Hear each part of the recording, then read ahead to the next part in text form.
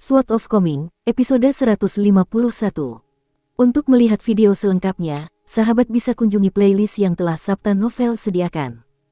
Yuk mari, kita berimajinasi bersama dan masuk ke alur ceritanya.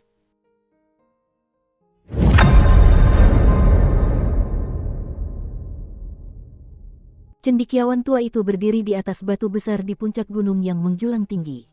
Angin gunung bersiul melewatinya, membuat lengan bajunya berkibar kencang di udara. Pada saat ini, apakah cendekiawan tua berambut putih yang berdiri tegak melawan angin gunung itu masih tampak miskin sedikit pun? Sarjana tua itu menatap titik cahaya cemerlang yang tiba-tiba muncul lebih dari 400 km jauhnya. Meskipun sangat jauh, ia masih merasa sedikit menyilaukan. Ia mengangguk pelan dan berkata, bertahun-tahun telah berlalu, dan meskipun mata pisaunya jauh lebih tumpul daripada legenda, aura ketajamannya yang intens tidak berkurang banyak.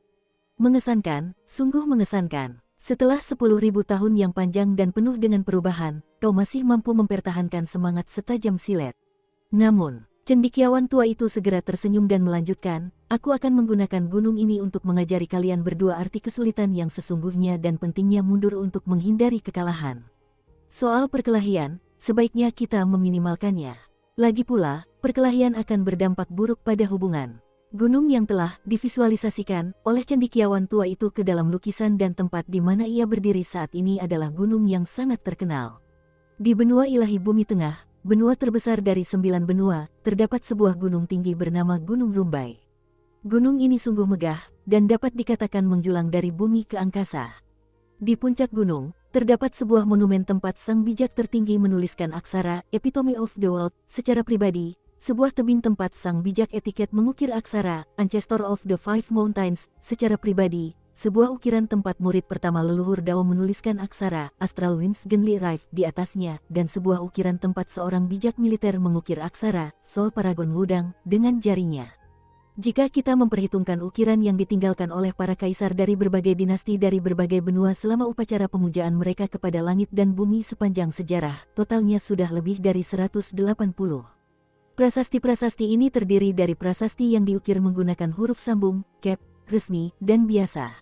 Karakter dan tebing yang dipenuhi aura misteri dan kedalaman ini membentang dari panggung langit di puncak Gunung Tassel hingga ke pinggang gunung di tengah jalan. Monumen dan situs bersejarah ada di mana-mana. Cendekiawan tua itu menatap cahaya pedang yang menyilaukan di kejauhan. Ketika pertama kali tiba di dekat sumur tua dan melihat posisi pedang Chen Pingan, ia merasa cara pemuda itu memegang pedang sangat tidak sedap dipandang. Meskipun ia tidak terlalu peduli dengan seni bela diri, cendekiawan tua itu masih belum tahan dengan pemandangan itu.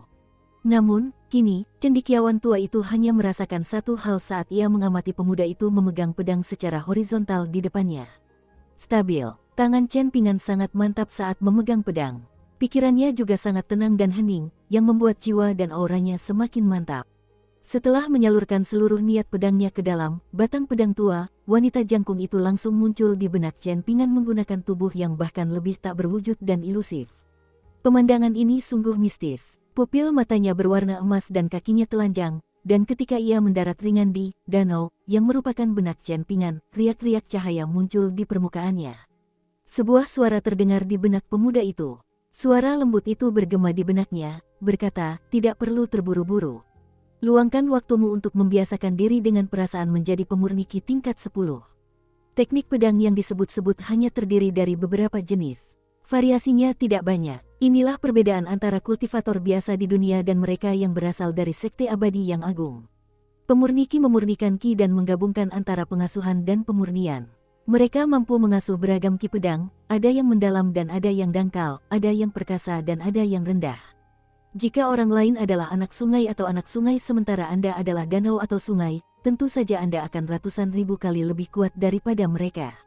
Kekuatan ki pedangmu bergantung pada seberapa jauh fisik dan titik akupunturmu telah dieksplorasi dan dibuka. Semakin banyak titik akupuntur yang kau buka, semakin besar potensi yang akan kau buka. Jika orang lain hanya memiliki satu tanah suci tingkat rendah sementara kau telah membuka semua tanah sucimu, jurang pemisah antara kalian berdua akan seperti jurang pemisah antara langit dan bumi.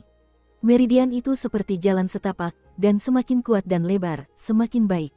Jika jalan orang lain adalah jembatan kayu gelondongan sementara jalanmu adalah jalan raya agung menuju surga, bagaimana mungkin mereka bisa menyaingimu? Roh pedang mengamati sekelilingnya, dan setelah melihat gambaran dalam benak Chen Pingan, dia tersenyum lebar dan bertanya dengan suara lembut, apakah kamu mengerti? Chen Pingan masih berjuang untuk beradaptasi dengan perasaan menjadi pemurni Qi tingkat 10.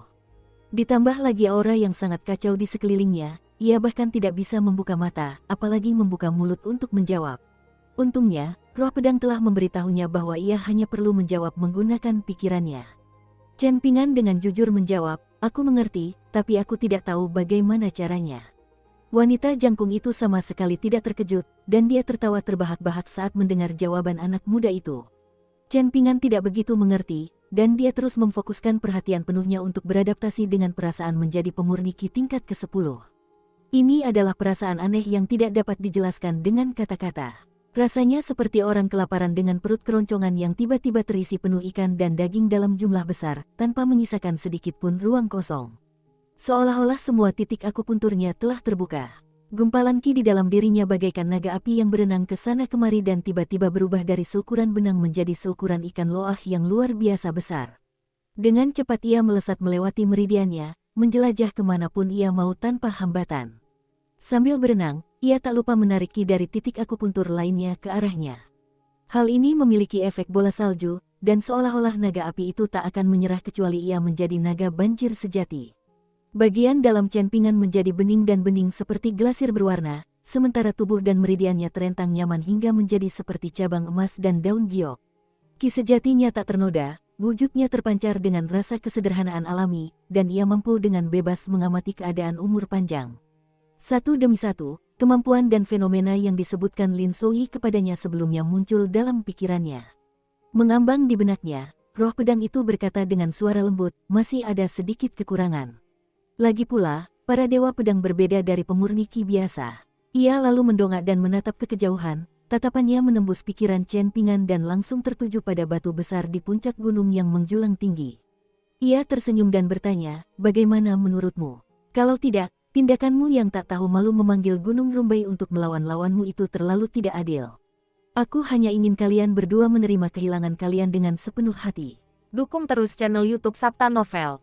Cendekiawan tua itu tertawa terbahak-bahak saat menjawab roh pedang itu. Setelah ragu sejenak, ia mengalihkan pandangannya sedikit dan menyapukan pandangannya ke seluruh gunung. Akhirnya, pandangannya tertuju pada tebing yang memiliki buku salinan aneh yang diukir di atasnya oleh seorang dewa pedang kuno menggunakan Qi pedang mereka yang melimpah. Ini tak lain adalah buku salinan pedang terbang yang menarik banyak dewa pedang dari benua ilahi bumi tengah. Para dewa pedang ini akan mengamati buku salinan ini, dan beberapa dari mereka bahkan akan membangun gubuk di bawah tebing untuk memahami dao pedang yang terkandung di dalamnya. Ini, ambillah. Soal seberapa banyak yang bisa kau ingat, itu sepenuhnya tergantung kemampuanmu sendiri. Saat itu, Zuo kecil berada dalam situasi yang sama denganmu. Dia belum belajar pedang secara formal, tetapi tanpa sengaja menemukan huruf-huruf ini saat mendaki gunung. Setelah mengamatinya, dia berhasil mengingat 6 huruf. Ini langsung mencerminkan bakatnya dalam ilmu pedang. Ada banyak pendekar pedang hebat, tetapi kita harus menyadari bahwa para jenius juga memiliki tingkatan yang berbeda. Mereka yang bisa mengingat 5 huruf dijamin akan menjadi pendekar pedang abadi di dunia. Chen Pingan, mari kita lihat seberapa berbakatnya dirimu. Cendekiawan tua itu melambaikan lengan bajunya, menyebabkan 7 aksara besar dan kuno itu terbang keluar dari tebing dan membubung tinggi menuju Chen Pingan yang berdiri 400 km jauhnya. Aksara-aksara ini tiba di hadapannya dalam sekejap, dan ketika itu, mereka telah menjadi aksara resmi yang hanya sebesar telapak tangannya. Mereka berwarna keemasan dan berkilau, dan mereka mulai berputar cepat di sekelilingnya. Namun, setelah beberapa saat, tak satu pun dari mereka yang mau mendekati Chen Pingan. Mereka semakin menjauh, dan akhirnya memutuskan untuk langsung terbang kembali ke tebing. Sarjana tua itu merasa canggung sekaligus bersalah saat melihat ini, dan bergumam, aku berusaha bersikap cerdik, tapi rencanaku jelas-jelas menjadi bumerang. Maafkan aku, Pingan kecil. Aku tak pernah menyangka orang-orang ini akan bersikap begitu tidak sopan. Wanita jangkung dalam pikiran Chen Pingan mendengus dingin sebagai jawaban. Sarjana tua itu tersenyum paksa dan berkata, merepotkan, sungguh merepotkan.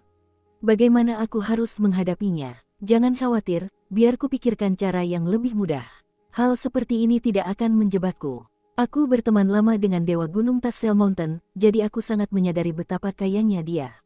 Kalau terpaksa, aku akan. Saya tidak terkejut bahwa ketujuh karakter itu tidak menyukai saya. Tepat pada saat ini, Chen Pingan membuka matanya sedikit dan langsung menyuarakan pikirannya, tidak lagi menggunakan pikirannya untuk berkomunikasi dengan wanita jangkung itu.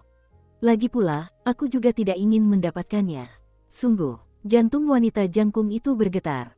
Chen Pingan mengeratkan genggamannya pada pedang dan perlahan melanjutkan, saat berlatih teknik tinju, aku selalu punya firasat bahwa pukulanku pada akhirnya akan menjadi sangat cepat jika aku terus berlatih seperti ini. Bahkan, aku merasa pukulanku bisa menjadi yang tercepat. Denganmu di sisiku sekarang, aku merasa ini sudah cukup. Aku tidak butuh huruf-huruf itu, dan aku yakin serangan pedangku akan tetap sangat cepat. Percayalah, pasti akan sangat cepat. Wanita jangkung itu mengangguk sebagai jawaban. Sarjana tua itu pun tertegun sejenak, lalu mendecakkan lidahnya dengan heran sebelum berkata, sikap dan perilakumu benar-benar seperti Ki kecil saat dia masih muda. Senyum tipis tersungging di wajah cendekiawan tua itu, namun ia sengaja mendengus dan berkata dengan suara dingin, coba kulihat seberapa kuat serangan pedang tingkat 10-mu. Apakah itu akan melepaskan kekuatan seorang kultivator tingkat 11, ataukah akan melepaskan kekuatan seorang kultivator tingkat 12? Chen Pingan, jangan berlama-lama dan hanya lepaskan serangan pedang yang setara dengan tingkat ke-7 atau ke-8. Ayolah, apa yang masih kau tunggu? Jika kau masih tidak melancarkan serangan pedangmu, maka matahari akan terbit kembali. Setelah menggoda anak muda itu, cendekiawan tua itu duduk bersila dan bergumam. Seorang penyair pernah berkata, selama 10 tahun pedangku diasah, namun ujian pada bilahnya tidak pernah terjadi. Aku menunjukkannya kepada Yang Mulia hari ini, katakan padaku siapa yang memiliki keluhan untuk diringankan. Catatan, dari puisi Jia Dao, seorang pendekar pedang. Ini menggambarkan sifat luar biasa dari suatu benda, dan jika dilihat dalam konteks puisinya, ini melambangkan keinginan besar untuk melepaskan kekuatan benda luar biasa ini. Kita lanjut ke alur ceritanya. Namun, begitu banyak keluhan dan ketidakadilan ada di dunia, namun hanya ada satu pedang. Senyum riang muncul di wajah cendekiawan tua itu, dan ia tak lagi disibukkan oleh pikiran-pikiran melankolis itu. Lagi pula, orang lain mungkin mengasah pedang mereka selama 10 tahun, tetapi pedang di tanganmu telah diasah selama 10.000 tahun. Katanya dengan bangga, maju. Chen Pingan dan wanita jangkung itu berseru serempak dengan hikmat. Chen Pingan mulai menerjang maju dengan kecepatan penuh. Ia secara mengejutkan memegang pedang di belakangnya. Sarjana tua itu hanya tersenyum dan menggelengkan kepalanya ketika melihat ini. Anak laki-laki itu mendongak sambil berlari cepat bak angin. Ia lalu melompat tinggi ke udara sebelum menebas ke bawah. Dunia menjadi sunyi. Tak ada cahaya pedang menakjubkan yang menerangi langit dan bumi. Tak ada ki pedang luar biasa yang membumbung tinggi ke angkasa. Namun, pada saat itu, cendekiawan tua yang semula menghadap ke selatan saat duduk di atas batu besar di puncak gunung itu memiringkan tubuhnya ke samping. Mengambang di benak Chen Pingan, wanita jangkung itu tiba-tiba jatuh ke dalam danau pikirannya sebelum menutup mata dan bergumam, sudah 10.000 tahun. Pada saat yang sama, Li Baoping yang sedang memeriksa gulungan di samping sumur tua di penginapan Autumn Reed tiba-tiba membelalakan matanya dan berseru keheranan, mengapa gulungan itu tiba-tiba retak.